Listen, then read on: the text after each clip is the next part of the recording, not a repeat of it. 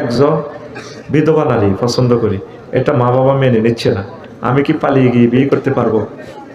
মা বাবা মানার কিছুই নেই, তোর যদি তৌফিক থাকে তুই বিয়ে করবি। মেয়ের ক্ষেত্রে না বলি প্রযোজ্য, তুই তো পুরুষ, তুই চাকরি বাকরি নাই, তুই বড় বিয়ে করস আরেক বিধবার লগে, তুই বাইতানি তোর বোকা পাবো কে ঢাকায়। আর রীতির যদি বিয়ে করতে ইচ্ছাস, তুই তো একটা যুবক, বিধবারে কবি ম্যাডাম আমি আরেকটা বিয়ে করবো, একসাথে করবো, কুমার একটা করবো, আপনাকে একটা করবো, চাষা রাজিও নিয়ে দিয়ে তোর বিধবার লাই তো ওরা নয়। কারণ তুই যখন ভাবি বুড়ো হয়ে যাবি, কই তুই হয়ে যাবি পূর্ণ জোয়া, ঠিক ঠিক তীর্থের। এই জন্য দুইটা একসাথে কর, বিধবারও উপকার কর, তারপরে কুমারী একজনও কর। বাড়িতে তোর জায়গায় দিতে না তোর মা বাপে, কথা বুঝতি, বাড়ি হারাম আর কি। তো তবে বিধবাকে বিয়ে করে এটা ভালো জিনিস, ভবিষ্যৎ চিন্তা করিয়ে। বিধবা যে আইব পরে তো আমরা আটকাইব, আর বিধবা বনে যদি ওইভাবে বলে যে আপনি আরেকটা বিয়ে করেন, কোনো অসুবিধা নেই।